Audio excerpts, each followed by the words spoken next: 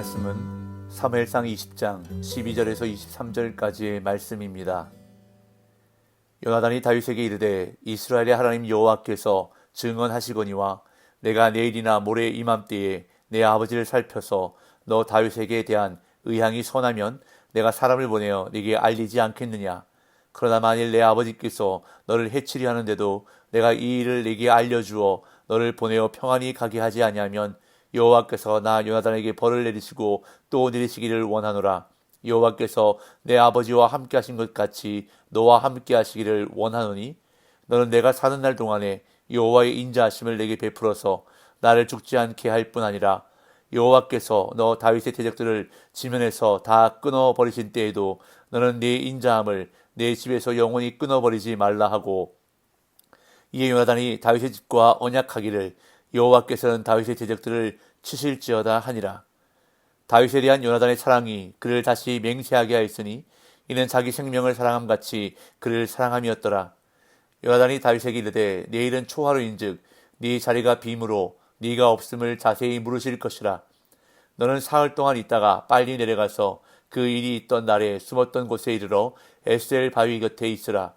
내가 관역을 쏘려 함같이 화살 셋을 그 바위 곁에 쏘고 아이를 보내어 가서 화살을 찾으라 하며 내가 짐짓 아이에게 이르기를 보라 화살이 내 이쪽에 있으니 가져오라 하거든 너는 돌아올지니 여호와께서 살아계심을 두고 맹세하노니 네가 평안 무사할 것이요 만일 아이에게 이르기를 보라 화살이 네 앞쪽에 있다 하거든 네 길을 가라 여호와께서 너를 보내셨음이니라.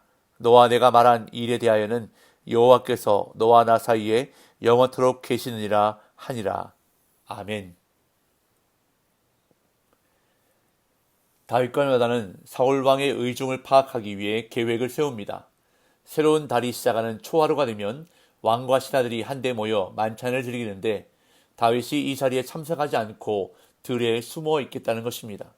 그렇게 되면 사울이 만찬에 나타나지 않은 다윗에 대해 물을 것인데 다윗이 온 가족을 위해 매년 드리는 제사를 드리기 위해 베들레헴으로 갔다고 요나단이 왕께 대답하면 사울이 어떻게 반응하는가를 통해서 그의 의중을 파악하자고 다윗이 요나단에게 제안했습니다.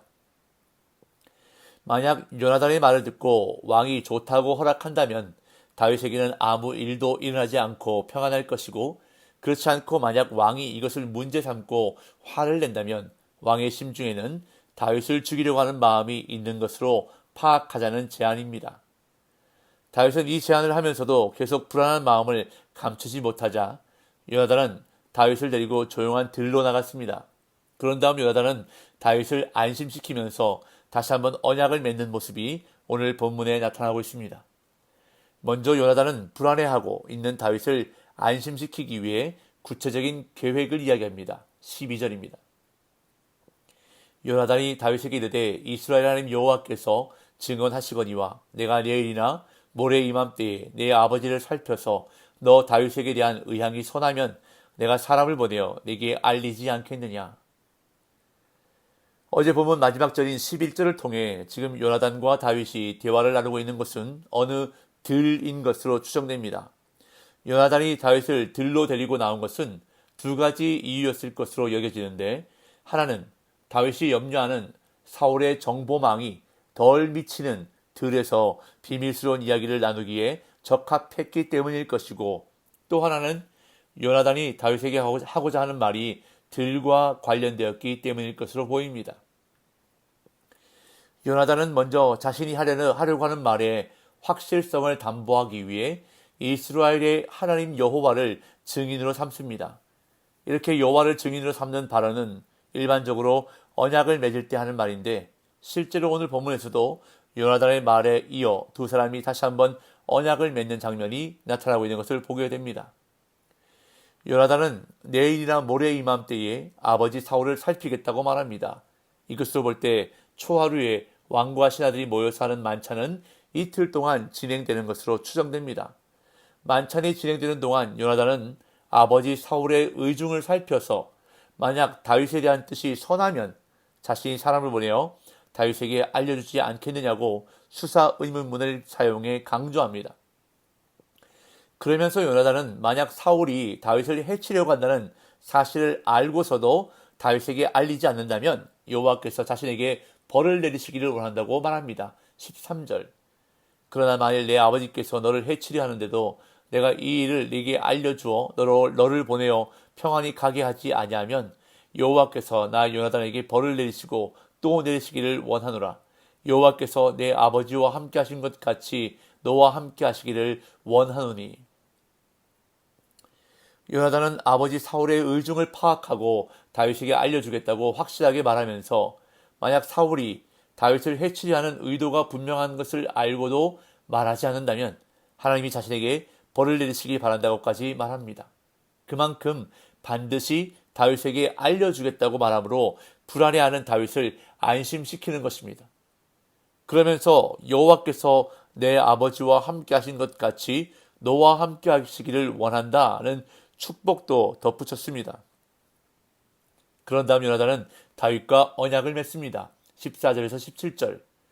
너는 내가 사는 날 동안에 여호와의 인자하심을 내게 베풀어서 나를 죽지 않게 할 뿐 아니라 여호와께서 너 다윗의 대적들을 지면에서 다 끊어버리신 때에도 너는 네 인자함을 내 집에서 영원히 끊어버리지 말라 하고, 이에 요나단이 다윗의 집과 언약하기를 여호와께서는 다윗의 대적들을 치실지어다 하니라. 다윗에 대한 요나단의 사랑이 그를 다시 맹세하게 했으니 이는 자기 생명을 사랑함같이 그를 사랑함이었더라. 요나단은 다윗에게 평생토록 여호와의 인자하심을 베풀어서 자신의 생명을 보장해달라고 말합니다. 이것은 벌써 요나단이 다윗을 다음 왕으로 인정하고 있다는 발언입니다. 또한 자신을 정치적인 대적으로 삼지 말라는 언약 조건을 내세운 셈입니다. 그리고 그 인자함을 요나단 자신뿐만 아니라 자기 집안에도 영원토록 베풀어달라고 부탁합니다. 이것은 다윗이 장차 왕위에 올라 정치적인 대적들을 제거할 때 자기 후손을 제거 대상에 넣지 말아달라는 언약 조건인 것입니다. 실제로 훗날 다윗은 자신을 해하려는 사울을 2번이나 살려주었고 사울과 요나단이 죽은 후에도 그 집안에 진심 어린 호의와 인자를 베푸는 것을 볼 수 있습니다. 이렇게 해서 요나단과 다윗은 다시 한번 언약을 맺습니다. 앞서 18장에서도 이들은 언약을 맺었던 적이 있습니다. 요나단은 다윗과 다시 언약을 맺으면서 여호와께서 다윗의 대적들을 치실 것을 간구하는데 이로써 요나단은 확실하게 다윗의 편에 자신이 서 있음을 드러내고 있습니다. 사무엘서를 기록한 저자는 17절에서 요나단이 다시 한번 맹세했다고 전하면서 그 맹세의 바탕에 다윗을 향한 그의 사랑이 있었음을 언급하는데 자기 생명을 사랑함같이 다윗을 사랑했다는 것을 다시 한번 강조합니다. 이제 요나단은 아버지 사울에게서 다윗을 구할 구체적인 계획을 제시합니다. 18절 19절. 요나단이 다윗에게 이르되 내일은 초하루인즉 네 자리가 빔으로 네가 없음을 자세히 물으실 것이라. 너는 사흘 동안 있다가 빨리 내려가서 그 일이 있던 날에 숨었던 곳에 이르러 에셀 바위 곁에 있으라. 요나단은 매달 초하루에 있는 식사 모임에서 아버지 사울이 다윗의 행방에 대해 물을 것을 예상합니다. 다윗의 자리가 비어 있는 것을 보면 분명히 사울은 자세히 물을 것인데 그럴 때 다윗이 어디에 있어야 할지 요나단은 말해줍니다. 다윗은 먼저 사흘을 들에서 보내야 한다라고 요나단은 말합니다. 그런 다음 빨리 내려가서 라고 말하는데 이 구절이 의미하는 바가 명확하지 않습니다. 일부 번역본들은 해가 충분히 내려가서 라는 뜻으로 해석하여 일부 영어 성경들은 저녁 무렵으로 번역하기도 합니다. 그리고 요나단은 그 일이 있던 날에 숨었던 곳으로 가서 아마도 잘 알아볼 수 있을 곳을 뜻하는 에셀 바위 곁에 있으라고 말합니다. 여기서 말하는 곳이 어디인지 명확하지 않지만 문맥상으로 볼 때 19장에서 사울이 다윗을 죽이라고 신하들에게 처음 말했을 때 요나단과 약속했던 곳일 가능성이 크다고 성경학자들은 말합니다. 이어 요나단은 다윗과 자신만이 알 수 있는 암호를 정합니다. 20절에서 22절. 내가 관역을 쏘려함같이 화살 셋을 그 바위 곁에 쏘고 아이를 보내어 가서 화살을 찾으라 하며 내가 짐짓 아이에게 이르기를 보라 화살이 내 이쪽에 있으니 가져오라 하거든 너는 돌아올지니 여호와께서 살아계심을 두고 맹세하노니 네가 평안 무사할 것이요 만일 아이에게 이르기를 보라 화살이 내 앞쪽에 있다 하거든 내 길을 가라 여호와께서 너를 보내셨음이니라. 다윗이 에셀바위 곁에 숨어 있으면 요나단은 화살 셋을 에셀바위 곁에 쏠 것이라 말합니다. 그런 다음 화살을 찾으러 시종을 보낼 것인데 요나단이 시종에게 하는 말이 곧 암호라는 것입니다. 먼저 사울이 다윗을 죽이지 않을 것이라는 확신이 들 경우 요나단은 시종에게 화살이 내 이쪽에 있으니 가져오라고 말할 것입니다. 그러면 다윗은 돌아와도 무사할 것이라 말합니다. 그러나 사울이 다윗을 죽이려 할 경우 요나단은 시종에게 화살이 내 앞쪽에 있다라고 말할 것이고, 그러면 다윗은 돌아와서는 안 되고 떠나가야 한다고 말합니다. 이렇게 둘만 아는 암호를 정한 다음에 요나단은 언약을 맺을 때 처음 언급했던 둘 사이에 여호와께서 증인이 되심을 다시 한번 말하며 언약을 매듭짓습니다. 23절. 너와 내가 말한 일에 대하여는 여호와께서 너와 나 사이에 영원토록 계시느니라 하니라. 성경 속에 나타나는 요나단의 모습은 이스라엘의 왕이 될 만한 충분한 자질과 성품을 갖춘 모습으로 보여집니다. 만약 다윗이 아니었다면 요나단은 사울의 뒤를 잇는 왕으로 손색이 없는 사람이었습니다. 그러나 요나단은 자신이 왕이 되려고 하는 욕심을 부리지 않았습니다. 다윗이 자신의 자리를 차지한다고 미워하지도 않았습니다. 오히려 다윗을 왕으로 벌써 인정하고 자신과 자신의 집을 선대해달라고 요구하며 언약을 맺습니다. 어떻게 이럴 수 있었을까요? 요나단은 하나님의 뜻을 최우선순위에 두었기 때문입니다.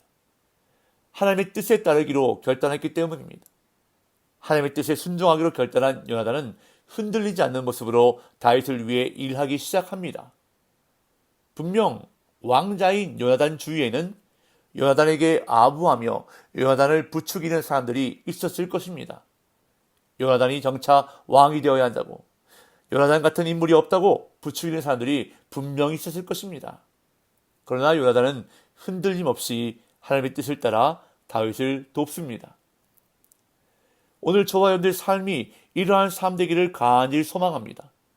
바울이 고린도전서 15장에서 말씀하시는 것처럼 사랑하는 형제들아, 견실하여 흔들리지 말고 항상 주의 일에 더욱 힘쓰는 자들이 되라.